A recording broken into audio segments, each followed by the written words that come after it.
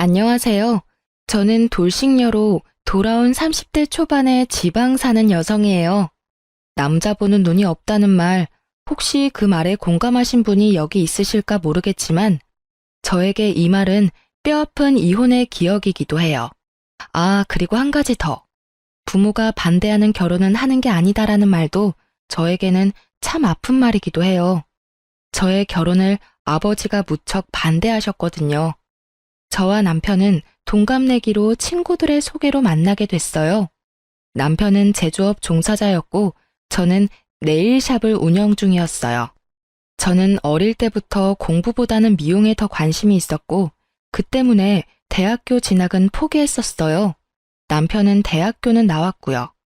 처음에 남편을 저희 친정집에 데려갔을 때 저녁을 먹고 이야기를 나누던 아버지는 남편이 돌아가고 나서 저에게 결혼은 하지 말고 연애만 하라고 했었어요. 그렇지만 저는 그 사람을 너무 사랑했고 상냥하고 사근사근하게 저를 대해주는 그 모습에 헤어지는 건 상상도 할 수 없었어요. 결국은 제가 밀어붙여서 결혼에 성공하게 됐어요. 잘 살면 된다는 생각을 했거든요. 다들 처음 결혼할 때 그렇게 생각하잖아요. 저도 똑같았어요. 잘 사는 모습 보여주면 된다라고 쓸데없이 비장하게 생각했는데 정말 불과 3년 만에 헤어지게 될 줄 그 당시에는 상상도 못했죠. 친구들은 저희 신혼집에 대해서도 듣고는 이혼 후에 그때부터가 문제였다고 말하곤 했어요. 왜냐면 저희의 신혼집은 제가 살던 집의 전세금에 남편이 1,000만 원을 보태서 산 작은 아파트였거든요. 남편은 딱 1,000만 원을 보태줬고 대신 제 지분이 크다는 걸 감안해서 명의는 제 이름으로 되어 있었어요. 그래도 저는 개의치 않았어요. 사랑이라는 단 한마디만으로도 모든 게 설명됐던 콩깍지가 심하게 씌인 상태였으니까요. 그리고 결혼 전 남편 본가에 갔을 때 시댁 부모님이 잘 사는 편이 아니라는 걸 알고서는 모든 걸 다 이해하려고 했어요. 정말 그때는 모든 걸 다 퍼줘도 된다고 생각했는데 결혼을 하니 사람이 달라지더군요. 그것도 180도로 확 말이죠. 남편이 달라졌다는 걸 확실하게 느낀 건 첫 번째 결혼 기념일이었어요. 뭐든 첫 번째라는 건 무척 특별한 법이잖아요. 그래서 저도 그 특별한 날을 위해 며칠 전부터 무척 바쁘게 움직였어요. 우선은 백화점에 가서 평소에는 사기 힘든 비싼 브랜드의 커플 신발을 장만했어요. 두 사람의 기념일이니까 선물도 2개면 좋잖아요. 사면서도 남편이 얼마나 좋아할지 생각하며 저 스스로도 무척 즐거운 쇼핑이었어요. 딱히 남편에게 미리 말하지는 않았어요. 첫 번째 결혼 기념일을 설마 잊지는 않을 거라는 생각을 하기도 했고 서프라이즈 느낌도 좋았으니까요. 그렇게 저는 신발을 사서 몰래 숨겨두고 결혼 기념일 당일에는 스테이크와 와인까지 준비했죠. 향긋한 향초와 제가 좋아하는 장미꽃으로 식탁을 장식하고 남편을 기다리고 있었는데 남편의 귀가가 점점 늦어지더라고요.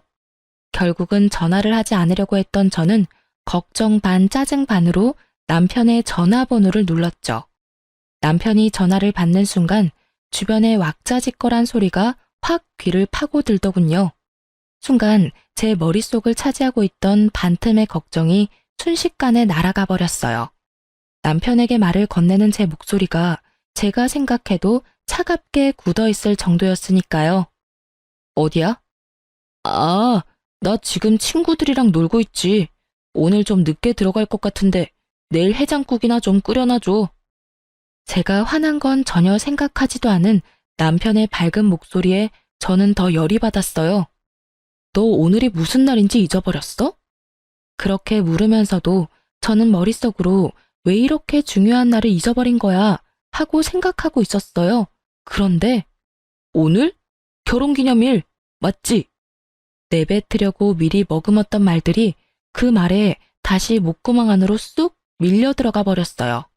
당연히 잊고 있어서 놀고 있는 거라고 생각했는데 알면서 놀고 있다는 말이 너무 충격이었으니까요. 제가 말을 잊지 못하니 남편이 먼저 말하더군요. 내가 안 와서 화났어? 자기가 좀 이해해. 어차피 잡은 물고기인데 기념일 꼬박꼬박 챙길 필요 없잖아. 솔직히 연애 때 챙겨준 것도 엄청 힘들었거든. 그러니까 우리 이제 이런 기념일 적당히 하자. 솔직히 연애 때 힘 다 써서 이젠 그런 거 챙길 힘도 없어. 해맑게 미친 소리를 하고 일방적으로 전화를 끊는 남편 놈을 보니 갑자기 부모님 생각이 나더라고요. 하지 마라는 결혼했다가 이 꼴이 된 것 같아서 힘든 소리도 못하겠고 열은 받았는데 풀 곳은 없고 결국은 저도 행동으로 보여주기로 했어요. 저는 제가 산 신발 선물을 꺼내 사진을 찍었어요. 그리고 그걸 SNS에 올리고 미안해 안녕 이라고 썼거든요. 남편이 그걸 보고 돌아오기만 한다면 용서해주겠다는 마음으로요. 그런데 연락 하나 없더라고요. 신경도 안 쓰고 열심히 놀고 있는 모양이더라고요. 부글부글 끓는 마음으로 남편을 기다렸는데 기다리는 남편은 오질 않고 문자 하나가 먼저 도착하더군요. 42만 5천 원이라는 금액의 술값 문자요. 남편은요, 남들이 우쭈쭈 하는 거에 약해 빠져서 누가 엉덩이만 살살 긁어주면 자기가 뭐라도 됐냐 큰 돈도 결제하곤 했어요. 그리고 주변의 나쁜 친구들은 모두 그걸 알고 이용해 먹는 거였고요. 결국은 자기가 대단한 사람이 됐다며 정신승리까지 하기도 했죠. 결혼 전에는 제가 하지 말라고 하면 안 하더니 결혼하고 나니 다시 그 친구들과 친하게 지내게 됐나 봐요. 이것도 잡은 물고기에는 밥을 안 준다는 생각의 연장인 거겠죠. 잠을 자야 하는데 머릿속이 부글부글 끓으며 잠이 너무 오지 않더라고요. 더 또렷해지기만 했죠. 그리고 문이 열리고 남편이 들어오는 소리가 들렸어요. 인사불성에 빠져서는 들어오자마자 씻지도 않고 침대에 누워 바로 자더군요. 그 모습에 더 화가 난 저는 다음날 날이 밝자마자 코골며 자는 남편놈을 남겨두고 신발을 포장된 그대로 가지고 그걸 샀던 백화점 매장으로 향했어요. 그리고 남편 것만 반품 처리했어요. 어차피 신어보지도 않은 거였으니. 그리고 저는 반품한 남편 신발값으로 제 옷이랑 액세서리를 샀어요. 백화점에서 코스 요리까지 먹고 집에 왔는데 남편이 어디 갔었냐며 난리더군요. 아침부터 어디 갔던 거야? 해놓으라는 해장국도 안 해놓고. 어제 결혼기념일 안 챙겼다고 설마 삐쳐서 밥도 안 해놓고 남편 굶긴 거야? 웃기지도 않게 상전 노릇하고 있는 남편 놈을 보니 사그라들었던 화가 다시 활활 타오르더라고요. 그래, 당신이 안 챙겨준 결혼기념일 챙기려고 나 혼자 쇼핑이나 하고 맛있는 거 먹고 왔어. 그러면서 저는 제가 산 물건들 가방을 주르륵 늘어놨어요. 남편이 기웃거리며 자기 물건을 찾는 꼴이 너무 웃겨서 웃음이 나올 뻔했어요. 근데 왜 자기 것만 사왔어? 결혼기념일인데 내 건 어디 갔어? 당신이 굳이 기념일 챙기지 말라며. 안 주고 안 받고 싶은 거라고 생각해서 준비 안 했어. 알아서 내 건 내가 챙길 테니까 네 건 네가 알아서 챙겨. 아, 근데 이번 달 카드값 많이 나와서 힘들 테니까 뭐라도 살 거면 다음 달에 사. 어제 술값 40만 원 넘게 나왔더라고. 술값이 많이 나왔으면 당신도 이런 걸 사지 말았어야지. 너 설마 내가 어제 결혼기념일에 술 마시러 갔다고 화나서 이런 짓 한 거야? 야, 정말. 술값을 많이 쓴 건 너잖아. 근데 왜 내가 당신 때문에 아껴 써야 하는데? 나도 돈 벌고 있어. 너한테 돈 타서 쓰는 것도 아닌데 왜 참견이야? 그리고 나는 어차피 결혼하면서 당신 따라 멀리 오는 바람에 돈 쓸 친구도 없어서 당신처럼 하룻밤에 40만 원 넘게 쓸 일이 없거든? 근데 너무 불공평하잖아. 당신은 돈을 그만큼이나 유흥비로 썼는데 왜 나는 그 돈을 못 써? 나도 그만큼 쓰려고 나를 위해 쇼핑한 거야. 그 정도는 이해하지? 그렇게 이야기해도 남편은 이해를 못 하더라고요. 그저 자기 선물이 없다는 거에만 꽂혀서는 계속 선물 이야기만 해댔어요. 아, 장난하지 말고. 내 선물 있지? 어제 SNS 올린 거 아침에 봤거든? 신발 사놓은 거 맞지? 그거? 반품했는데? 너 어차피 잡은 물고기 밥 안 준다며? 우리 첫 결혼기념일이라 내 돈을 좀 썼는데 네가 그런 생각이면 나도 따라야지 뭐. 그래서 내 것만 남겨두고 반품했어. 그걸 왜 네 맘대로 반품하는 건데? 아, 진짜 어이없네. 아니, 무슨 생각으로 샀다가 반품을 한 거야? 일에서 못 배워먹은 것들은 티가 나. 아무것도 아닌 일에 금방 토라져서는 이런 일이나 버리고 머리 빈 여자랑은 결혼하지 말았어야 했는데 내가 바보지. 어휴. 그래, 나 고등학교도 겨우 졸업했어. 근데 내가 산 물건 내가 처분하는 게 왜 안 되는 건데? 네 돈 주고 산 것도 아니잖아. 반품을 하든 태워 먹든 네가 무슨 상관이야? 그리고 못 배운 여자들이 금방 토라진다는 건 또 무슨 어이없는 소리고? 당신이야말로 편협하고 쪼잔한 남자지.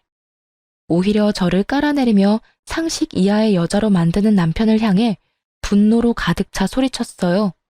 엄청 화가 나는데 머리는 차분해지더라고요. 마치 얼음물을 뒤집어 쓴 것처럼요. 아니, 사줬다가 반품하는 것도 웃기잖아. 그냥 줬으면 될 일을 왜 번거롭게 반품을 했냐고. 아니, 너 해달라는 대로 해줬는데 왜 지랄인지 모르겠네? 이런 거 챙기지 말자며. 잡은 물고기 밥도 안 준다며.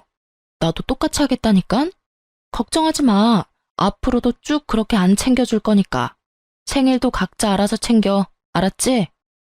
결국 신발 하나 날려먹고 앞으로의 선물 기회도 날려먹을 상황에 처한 남편은 그게 아깝기는 했는지 그 뒤로는 기념일을 꼬박꼬박 챙기더라고요. 아주 싸고 생색내기 좋은 것들로만요. 사랑이나 애정 따위는 들어있지 않은 그런 물건들 말이에요. 그러면서도 꼭 자기가 원하는 것도 꼭 챙기더라고요. 그 이후로 마음에 생긴 균열은 급하게 봉합이 됐지만 이미 무너진 신뢰는 다시 세워지지 않더라고요. 그렇지만 저희의 결혼 생활은 다시 이어졌어요.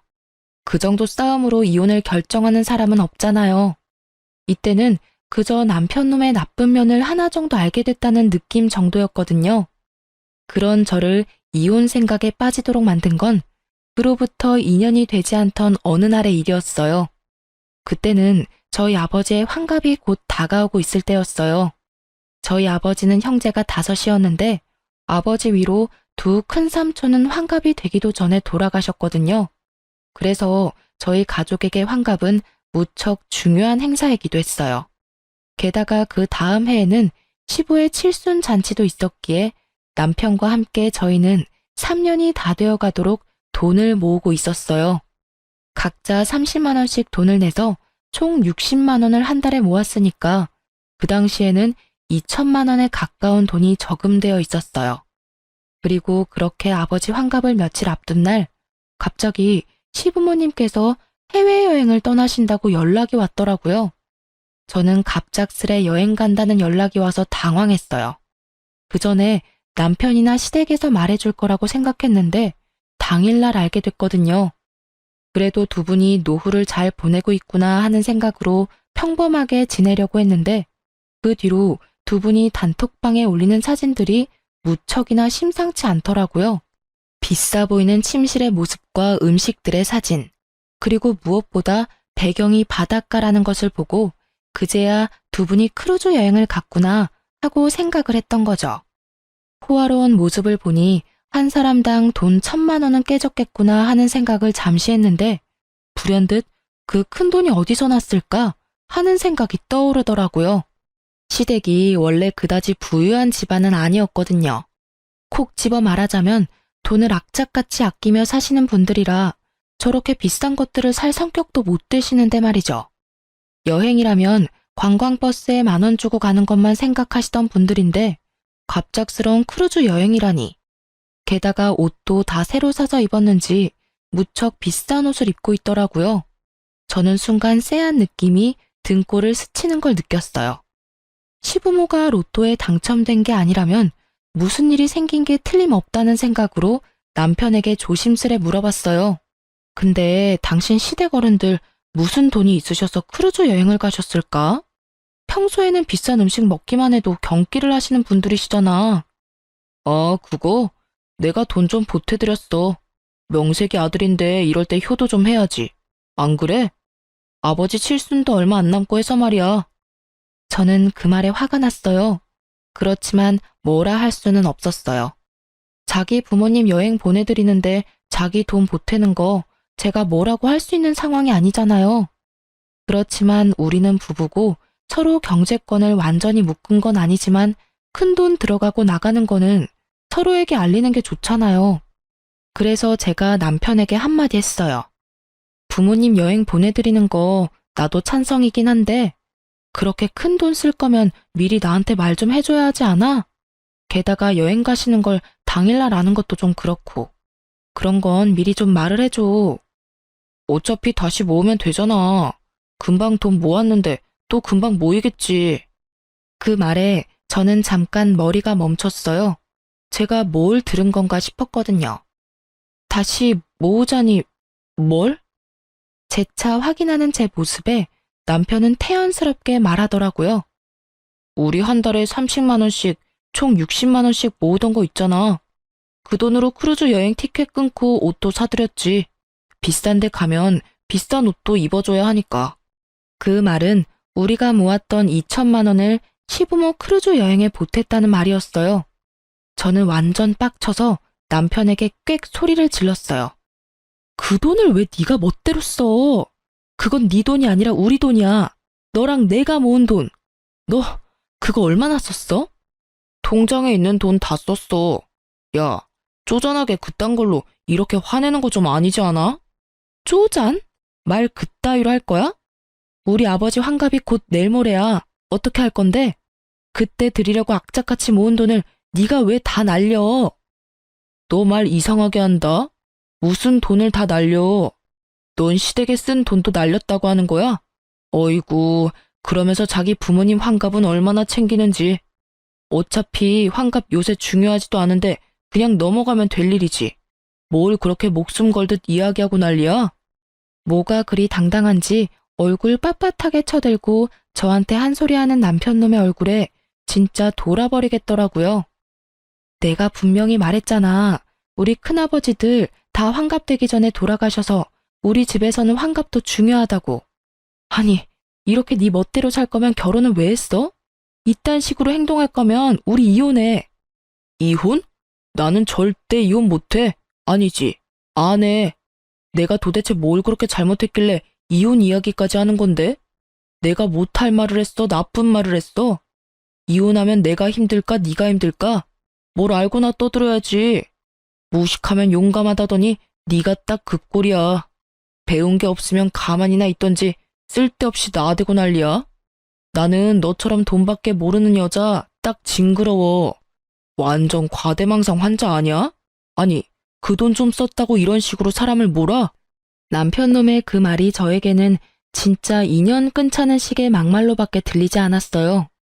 그럼 무식하고 돈밖에 모르는 징그러운 여자랑 왜 이혼은 안 해주는데? 그렇게 답답하고 열받으면 왜 나랑 살아? 배운 거 많고 돈에 초연한 그런 여자랑 살던지. 아, 맞다. 너 나한테 빨대 꽂으려고 결혼한 거지? 그래. 그러면 다른 여자 찾기 힘들겠지. 어떤 돈 많은 여자가 미쳤다고 당신 같은 남자한테 미래를 올인하겠어? 안 그래? 와이프 집안 사정 다 알고도 정신 나간 짓을 하는데 어떤 여자가 제정신으로 당신한테 오겠어? 너 말 다 했어? 어디서 그따위 소리를 짓거리고 난리야. 진짜 봐주는 것도 정도가 있다고. 내가 너 불쌍해서 데리고 살겠다고 하는 거 진짜 모르겠어? 네가 자선사업가라도 돼? 웃기지도 않아. 네 가짜는 친구들이 떠받들어주니 네가 뭐라도 되는 것 같아? 너 진짜 별거 아니야. 마누라 등이나 처먹는 천하의 호로새끼 정도지. 불쌍하다고 생각하지 말고 이혼해줘. 그렇게 저는 이혼을 선언했고 남편을 제 삶에서 분리하는 작업에 들어가기로 했어요. 그런데 그 대화를 나눈 다음 날도 남편한테 이혼 서류를 가지러 간다고 말했지만 혼자 유유자적하더라고요. 당신이 나 같은 남자를 어디서 만나? 나랑 이혼하면 무조건 망할 건데 무슨 배짱으로 이러는지 원. 내가 넓은 마음으로 용서해 줄 테니까 나한테 미안하다고 하고 끝내. 어? 이렇게 말하는 꼴을 보니 용서할 마음이 생기겠어요? 생기더라도 당장 달아났겠죠. 그런 제 속도 모르고 남편놈은 저한테 사과하라며 난리더라고요. 상황이 이해가 안 가나 봐요. 미쳤어? 헛소리 그만하고 당장 이 집에서 나가. 난 당신 얼굴 꼴도 보기 싫으니까. 당장. 내가 왜 집을 나가? 이 집 살 때 내가 1,000만 원 보탠 거 잊었어? 나한테도 지분이 있으니까 네 맘대로 내보낼 수는 없지. 아니, 내가 도대체 뭘 잘못했는데 이런 일을 당해야 하는데? 꼴랑 그 2천만 원 좀 썼다고 나를 완전 죽일 놈으로 모는 거야? 시부모한테 즐거운 한때 선물해줬다고 생각하는 게 그렇게 아까워? 아직도 정신을 못 차렸네. 내가 시부모한테 그 돈 줬다고 화내는 게 아니라는 걸. 왜 아직도 모르는지 이해가 안 되네? 그 돈이 10만 원이던 100만 원이던 1000만 원이던 네가 같이 모은 돈에 대한 결정을 혼자서 했다는 게 화가 나는 거라고 몇 번을 이야기해야 알아듣냐고. 그리고 이 집 살 때 네가 보탠 1000만 원? 당신이 시부모 여행 때 낸 돈 2천 중에 절반은 내 돈이니까 그거랑 퉁치면 되겠네. 어차피 내 동의 없이 내 돈 1000만 원 썼으니 당신이 나한테 그 돈 줘야 하는 거 알지? 네 돈이 내 돈이지. 우리 결혼해서 부부라고. 돈 문제 같은 건 알아서 할 수 있는 거 아니야? 좀 융통성 있게 굴라고.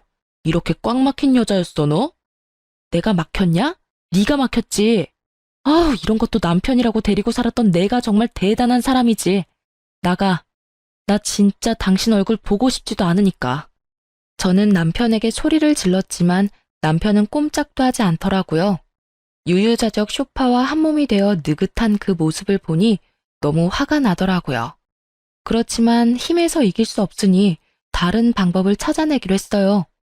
남편은 저의 이혼에 관한 말을 믿지 않는 분위기였고 더 이상 남편에게 소리 지르지 않았어요.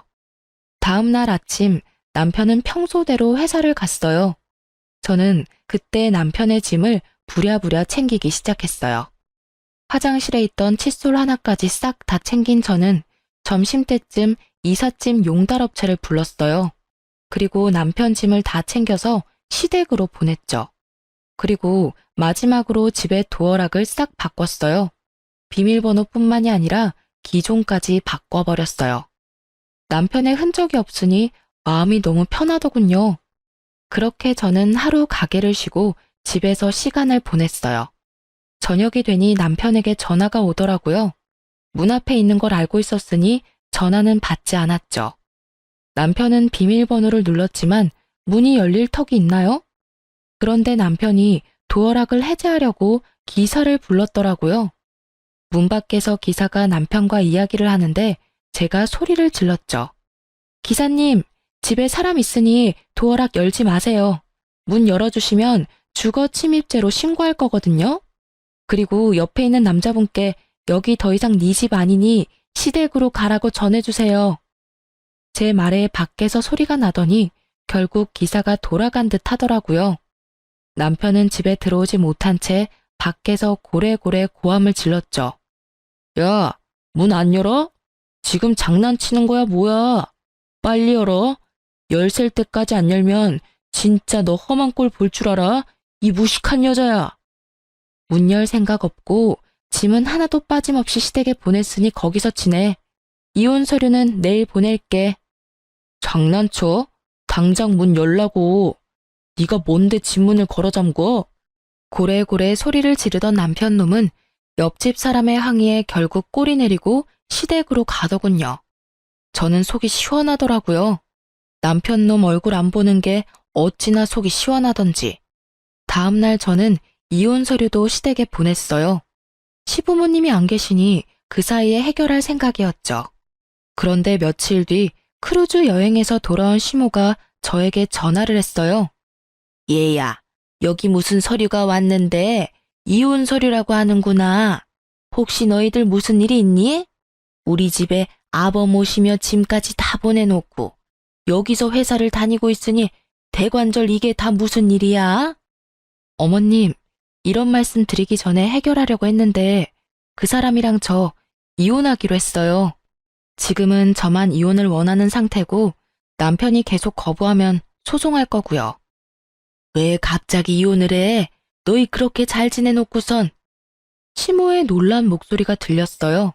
저는 시모에게 다 털어놓기로 했어요. 시댁에서도 이제는 알아야 할 상황이기도 했고요. 그 사람이 저희가 같이 모은 목돈을 몰래 혼자 다 썼더라고요. 다른 건 다 용서해도 그건 좀 아니잖아요. 개인 돈도 아니고 우리가 같이 사용하는 돈을 어떻게 그렇게 함부로 사용할 수 있어요? 그럴 리가. 걔는 절대로 그런 애가 아니야. 설마 그렇다 하더라도 필요한 곳에 썼겠지.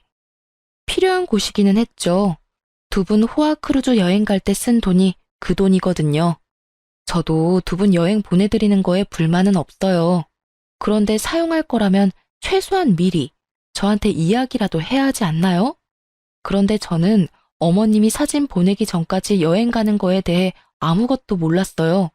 게다가 그 돈은 저희가 양가 부모님 잔치 때 쓰려고 모은 돈이었어요. 특히 저희 아버지 환갑이 바로 코앞인데 그 돈 다 써버려서 저는 지금 해드릴 수 있는 게 없고요. 아니, 이런 걸 다 떠나서 최소한 저한테 미안한 감정이라도 가져야 하는 거 아니에요? 아예 저를 무식하고 돈만 밝히는 여자라고 얼마나 고래고래 소리를 치는지. 그래서 이혼하기로 했어요. 제 말에 시모가 꿀먹은 벙어리가 되더군요. 그 2천만 원을 두 분께 쓴 거 아깝다고 생각하는 거 절대 아니에요. 만약 아버지 환갑이 아니었으면 두 분께 충분히 그런 선물 드릴 수도 있는 상황이었고요. 그런데 그 큰 돈을 같이 모은 사람에게 한마디의 상의도 없이 써버리는 건 그 사람 잘못이 틀림없다고 생각해요. 아니, 잘잘못을 가릴 필요까지도 없이 그냥 제가 그런 사람을 견디지 못하겠어요. 앞으로 집을 옮기거나 사업 때문에 큰 돈이 생기면 이번처럼 똑같이 자기 원하는 대로 돈을 쓰지 않겠어요? 하나를 보면 열을 한다고 제가 봤을 때는 그럴 만한 사람이거든요. 얘야, 우리는 그런 건 생각도 못하고 나는 그저 아들이 개인적으로 모은 돈이라고 생각했어. 내가 생각해도 그게 나쁜 일이기는 한데 그것만으로 이혼하는 건 너무 성급하지 않니? 오해가 있을지도 모르고 또 다르게 생각하면 이해해 줄 수 있을 법도 하고. 그거 하나만으로 헤어지자고 하는 건 아니에요. 그 사람은 저한테 무식하다거나 배워먹지 못했다거나 그런 말을 서스럼없이 쓰거든요. 게다가 제가 하는 말을 하나도 신경 써서 듣지를 않아요. 저희 가족 대대로 환갑을 못 넘긴 분들이 많아서 우리 집은 환갑잔치 중요하게 생각한다고 몇 번을 말했는데도 환갑잔치 2주 앞두고 이런 짓을 벌였으니까요. 와이프를 얼마만큼 아래로 보면 장인어른은 이렇게 홀대하는 걸까요? 이야기를 듣던 시부모도 제 말에는 아무런 말도 더 이상 잊지를 못했어요. 이건 서로 이해하라는 선을 떠난 무척이나 감정적인 상황이 되어버렸으니까요. 예, 며느라가 미안하다. 우리는 그런 것도 모르고 내가 이놈한테 단단하게 일러놓으마. 대체 그 녀석은 어쩌자고 이런 일을 한 거야? 시모가 급히 저에게 위로의 말을 건네더라고요. 그렇지만 이미 상해버린 감정은 다시 봉합되지 않았어요. 결국 이혼 소송이 진행되었고 남편놈은 제가 일하는 네일샵까지 찾아와 제게 소송을 취하하고 돌아오라며 당당하게 굴더군요. 소송 취하하고 빨리 원래대로 다 돌려놔. 너처럼 무식한 여자 누가 데려가? 나 말고는 너 받아줄 사람 없다니까. 그리고 내가 100번 양보해서 이번 환갑 때 50만 원 정도 지원해 줄게. 솔직히 그거면 떡을 치고도 남잖아. 정말 말은 잘하죠. 1,000만 원과 50만 원이 비교가 되는 것도 아닌데 마치 인심 써서 그 정도 해준다는 걸 보니 정말 대단하다 싶더라고요. 지금 나하고 개그하는 거야?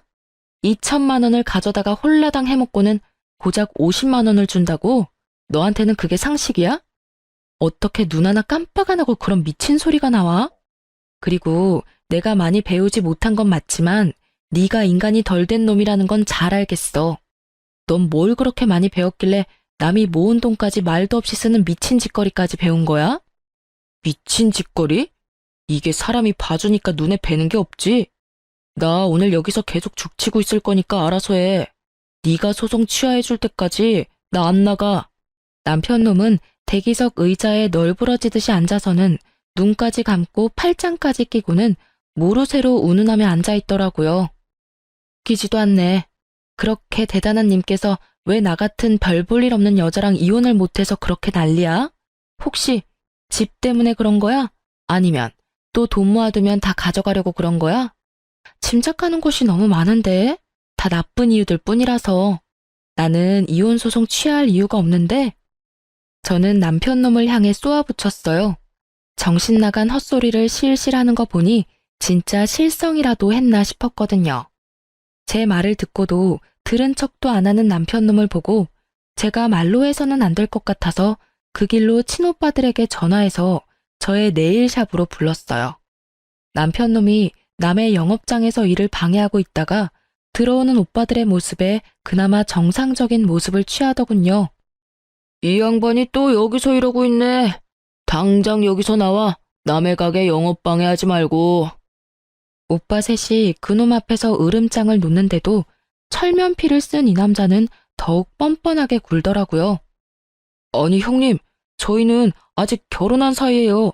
와이프 옆에 있는 게 뭐가 그렇게 잘못된 건가요? 그리고 남의 부부 일에 참견하지 마시죠. 잘못이지. 동생이 싫다는데 계속 이러는 거 스토킹인 거 몰라? 그리고 우리는 처음부터 널 우리 가족으로 생각한 적 없어. 동생이 너무 원해서 결혼을 시켜준 것뿐이고 다행스럽게도 이제라도 헤어진다는데 당연히 도와줘야지. 그러니 더 이상 동생 괴롭히지 말고 썩 꺼져. 괴롭히기는 누가 괴롭혔다고 그럽니까? 그냥 오해가 좀 쌓인 것뿐이라고요. 이야기하다 보면 다시 돌아올 일이고 다시 얼굴 맞대고 살다 보면 좋아질 일이고 마치 자신은 하늘을 우러러 한 점 부끄럼 없다는 듯 당당하게 말하는 걸 보니 제 뱃속이 다 꼬이더라고요. 좋아지기는 혼자 김칫국 마시지 말고 나가라니까. 한 번만 더 우리 동생 괴롭히면 그때는 주저하지 않고 경찰에 신고할 테니까 알아서 하라고. 결국 3명의 오빠들에게 한 소리 거하게 들은 남편놈은 투덜대며 돌아갔어요. 저는 오빠들에게 너무 미안한 마음뿐이었어요.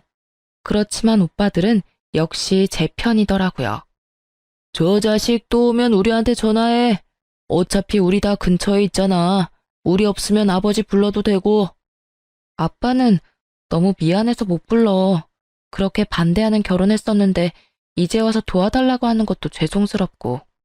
걱정하지 말래도 아빠가 너한테 쏟는 애정이 보통은 아니잖아. 그러니까 다음에 이런 일 있으면 아버지 불러. 알았지? 저는 오빠의 말대로 하기로 했어요. 그리고 남편놈이 사업장 근처에 얼씬거리기만 해도 오빠들을 소환했어요. 그리고 그렇게 얼마 지나지 않아서 남편놈은 체념한 건지 더 이상 오지 않더라고요. 그리고 이혼 판결이 났어요. 어차피 결혼 생활도 길지 않았고 재산 분할은 예상한 바와 크게 다르지 않더라고요. 그 집은 제 품에 돌아왔지만 사실 더 이상 살고 싶은 마음도 없었고 그 집이 제가 원했던 집도 아니었거든요. 그저 전 남편 사정에 맞춰 찾은 집이었을 뿐이니까요. 그래서 소송 끝나고 법률 관계 정리 끝나고 나서는 후다닥 집부터 팔아버렸어요. 그런데 이렇게 모든 게 깨끗하게 끝났으면 좋았을 텐데 갑자기 전 남편이 제 가게로 다시 찾아왔더라고요. 구질구질하게 구는 남편놈 때문에 진절머리가 날 지경이었지만 가게에서 난동을 피우며 헛소리를 하더라고요. 아니, 왜 네가 집을 가져가? 그 집 살 때 나도 돈 1,000만 원 낸 거 알잖아. 그러면 나한테도 뭐 좀 떨어져야 하는 거 아니야? 이건 한참 잘못됐어. 소송이 잘못된 거라고. 게다가 애초부터 잘못은 네가 했는데 피해는 내가 봐야 하는데 둘이 같이 모은 돈이니 내가 어떻게 쓰던 네가 따라와주면 될 일이잖아. 네가 이해심이 모자라서 이혼을 하게 됐는데 피해는 왜 내가 받아야 하냐고. 구구절절 하는 말마다 내게 잘못을 떠넘기는 걸 보니 여전히 반성이라고는 하나도 안 하고 있더라고요. 그 이야기를 듣고 있던 제가 열받아서 한 소리 하려는데 네일샵 안쪽으로 아버지가 들어오시더라고요. 제가 이혼한 걸 최근에 알게 되신 아버지는 남편놈이 저번에 가게에서 난동 피운 걸 오빠들에게 듣고서는 이렇게 제 작업장 근처에 항상 계셨거든요. 남편놈 오면 꼭 한마디 해줄 거라고 말이죠. 전 남편은 이제는 눈에 뵈는 것도 없는지 제 아버지를 보고도 남편놈은 뻔뻔하게 굴더라고요. 그래도 큰 소리를 치지 못하는 눈치였어요. 아니 이게 누군가? 내 딸하고 이혼한 사람 아닌가? 그런데 왜 여기 있어? 애저녁에 똑똑하고 마음씨 넓은 여자 찾아 떠난 줄 알았더니. 아니, 장인어른, 어르신도 생각해보세요. 이 상황이 제가 잘못해서 벌어진 일이냐고요. 저는 우리 부모님께 효도 한 번 한 것뿐이고, 솔직히 결혼했으면 시댁 부모 챙기는 것도 당연하잖아요. 그런데 왜 제가 이혼을 당하고 집까지 뺏겨야 하는지 이해가 안 돼서 그럽니다. 그래, 각자 부모 챙기는 건 당연하지. 그런데 그럴 거였으면 자네 돈으로 효도하지 그랬어. 마누라 돈으로 생색냈으면서 사과는커녕 뻣뻣하게 굴지 않나. 그리고 무식하다고 욕할 때는 언제고 지금 여기 와서 이러고 앉아있어. 절이 싫으면 중이 떠나는 법이지. 자네가 집 가진 우리 딸이 싫으면 자네가 떠나는 게 맞지 않나. 설마 이제 와서 사랑 같은 정신 나간 소리 하려는 건 아닐 거고. 그럼 그 집이 그렇게 아깝나? 그렇게 말씀하시면 안 되죠. 소송 자체부터가 잘못된 거라고요. 저는 하늘에 맹세코 잘못한 게 없고 왜 피해는 제가 고스란히 다 받아야 되는지 모르겠습니다. 와이프가 시댁을 모시지 않은 게 더 큰 잘못이라고요. 그러니까 같이 살던 집의 절반은 제 것이나 다름없고요. 그게 무슨 말도 안 되는 소리야. 잠깐, 기다려봐라. 그래, 자네가 그 집 마련할 때 얼마 냈지? 딱 1,000만 원이라고 알고 있네. 그렇다면 자네가 쓴 2천만 원에 대해 아무 책임을 물지 않을 테니 자네도 그 집에 쓴 1,000만 원에 대해서는 아무 책임을 묻지 말게. 계산은 그거로 끝이야. 그렇지만 저도 재산 형성에 크게 도움이 됐다고요. 그 부분을 인정을 안 해주시니까. 제가 돈을 벌어서 엄한데 썼겠습니까? 다 가족을 위해서 쓴 거지. 그러니 재산 형성에 도움이 된 거잖아요. 야, 네 그 쓰레기 같은 친구들한테 한 달에 100만 원을 뜯기는 호구가 너야. 그 친구들이 너 좋아서 네 옆에 있는 줄 알지? 다 네가 돈을 그만큼 쓰니까 옆에 붙어서 알랑거리는 거지. 돈 없어 봐. 네 옆에 있겠어? 그래놓고 뭐? 가족을 위해서 썼다고? 결혼하고 기념일마다 날 챙겨주기를 했어? 선물을 사주기를 했어? 아무것도 해준 것도 없는 주제에 뚫린 입이라고 막말한다 이거지? 재산 형성에 도움이 돼? 지랄하네. 돈 한 번 갖다 주지도 않고 쓰기만 한 네가 무슨 자격으로 여기 와서 이러고 있는 거야? 그러고도 네가 인간이냐? 야, 네가 아무것도 몰라서 그러는데 나도 충분히 남편으로서 부부의 일원으로 재산 형성에 도움이 됐다고. 그리고 친구들한테 돈 쓰는 건 유흥비라고. 너랑 외식할 때도 돈 냈잖아. 어디서 못 배운 티를 내? 네가 뭐 법률적으로 아는 게 있긴 해? 어디서 주워들어가지고 어림짐작하는 것 같은데 제발 좀 제대로 알고 이야기를 해. 결국은 아버지 앞에서도 못 배웠네 어쩌네 입을 놀린 남편놈을 보며 저는 눈앞이 캄캄하더라고요. 그 이야기를 듣던 아버지가 한 소리 하더군요. 그래, 자네 말대로 우리 딸이 배움이 부족하기는 하지. 그런데 그렇게 부족한 우리 딸에게 많은 게 하나 있어. 이제 와서 자네한테 이런 말 하는 게 미안해서 말 안 하려고 했는데 말이지. 우리 딸은 돈복이 많지. 자네가 있는 이 건물이 누구 것인지 모르지? 바로 내 것이라네. 그리고 딸은 조만간 이 건물을 물려받을 거야. 딸이 나한테 아주 좋은 환갑 선물을 줬거든. 자네하고 이혼을 해줘서 내 기분이 무척 좋아졌어. 그래서 건물을 주기로 한 거야. 자, 어때? 이래도 우리 딸이 많이 모자란가? 그 말에 남편의 얼굴이 완전 깜짝 놀라더라고요. 그것마저도 정말 가증스럽게 보이더라고요. 남편에게 처음부터 돈이 많다고 이야기하지 말라고 한 건 아버지였어요.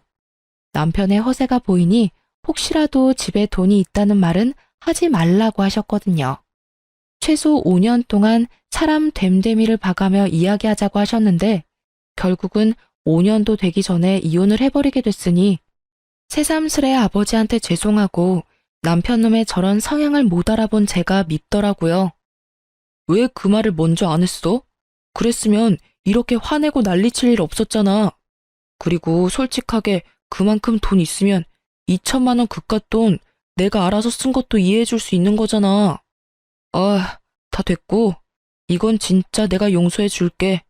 그냥 다시 돌아와서 잘 살아보자. 응? 너 나 엄청 좋아해서 부모님 반대 무릅쓰고 결혼하자고 한 거 아니었어? 그때 감정 그대로일 거라고 믿고 있어.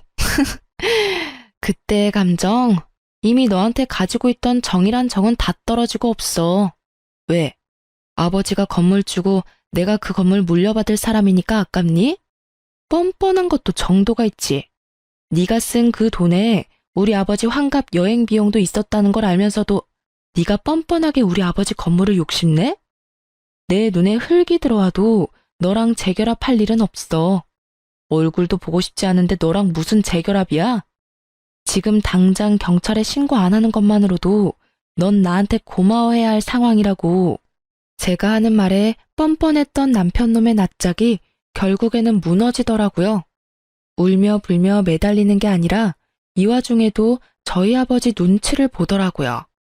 장인이 가진 돈이 그리도 탐이 났는지 그걸 보니 새삼 저런 놈을 선택한 제 두 눈이 문제가 있었던 게 아니었나 싶더라고요. 그런 남편의 눈에 담긴 욕심을 읽었는지 아버지가 전 남편에게 한마디 하더라고요. 나도 자네에게 무척 고마운 마음을 가지고 있네. 이번 환갑 때 내게 쓸 돈을 자네가 다 쓰는 바람에 딸이 이렇게 정신을 차리고 집으로 돌아오지 않았는가. 그러니 고맙지. 그 말에 결국 남편놈은 더 이상 되돌릴 수 없다고 느꼈는지 제 발로 제 가게에서 나가더라고요. 그러나 그 뒤로도 미련이 남았는지 몇 번을 술을 먹고 전화하길래 전화번호 싹 바꿔버렸어요. 그리고 제 가게도 내놓고 다른 데 가게 얻었어요. 나중에 우연히 소식을 접했는데 시댁 크루즈 비용은 우리가 모은 돈으로 다 써버리고 시부모 옷값과 쇼핑에 든 카드값들은 결국 못 갚아서 빚이 터져버렸다고 하더라고요. 원래는 우리가 모으던 돈들이 몇 달 다시 모이면 그 돈에서 해결하려고 했었나 봐요. 그런데 그 사이에 이혼하게 돼버리니 결국은 그게 다 빚으로 돌아와서 허덕거리며 살고 있다고 하더군요. 그걸 알고 나니 더 정 떨어지는 거 있죠? 어디까지 빌부터 먹을 생각이었는지. 게다가 어디까지 말 안 하고 또 돈을 홀라당 써버리려고 했는지. 제게 빨대꽂이를 했다는 걸 알고 나니 참으로 이혼한 게 다행으로 느껴졌어요. 이혼 후 몇 년이 지난 지금은 저도 좋은 사람과 좋은 관계를 맺고 있는 중이에요. 이혼 직후에는 제 눈을 못 믿어서 남자를 못 만날 정도였는데 최근에 아버지가 소개시켜준 사람은 첫인상은 별로였지만 계속 두고 지내니 사람됨이 괜찮아서 잘 만나고 있어요. 제게 남자 보는 눈이 없다는 걸 알고 나니 아버지의 안목을 믿게 되더라고요. 생각보다 좋은 사람이라 미래를 생각하고 있을 정도고요. 이혼을 한 번 하니 결혼에 관한 말들이 어느 정도 맞는 말이었다는 걸 깨닫게 됐어요. 부모가 원하지 않는 결혼은 하지 않는 게 낫다라고 하잖아요. 세상을 좀 더 산 사람들 눈에는 제가 보지 못하는 무언가가 보이는 것 같아요. 아버지에게도 물어보니 처음부터 말투나 대화 내용에서 욕심과 허영이 많다는 느낌을 받았다고 하셨대요. 그리고 결국은 그런 것들이 터져서 이혼을 하게 된 거였고요. 솔직히 부모의 반대에도 잘 사는 사람들이 많을 거예요. 그렇지만 저희는 그게 아니었던 거죠. 이렇게 글로 쓰니 참으로 제가 못났던 것 같아요. 물론 거지 같은 남편 만난 게 온전히 제 잘못만은 아니죠. 결혼 전에는 정상적으로 행동하려고 노력해서인지 그런 모습들을 많이 보지는 못했거든요. 정말 사소하고 작은 것들에서 그런 모습들을 발견할 수 있는데 저에게는 그런 경험이 없었던 거예요. 제가 사람 보는 눈이 없다는 것보다도 상대방을 속이는 사람을 조심하라는 말을 하고 싶어서 글을 쓰게 됐어요. 쓰고 나니 후련하기도 하고 자아성찰이 되네요. 긴 글 읽어주셔서 감사하고 모두 행복한 하루 보내세요.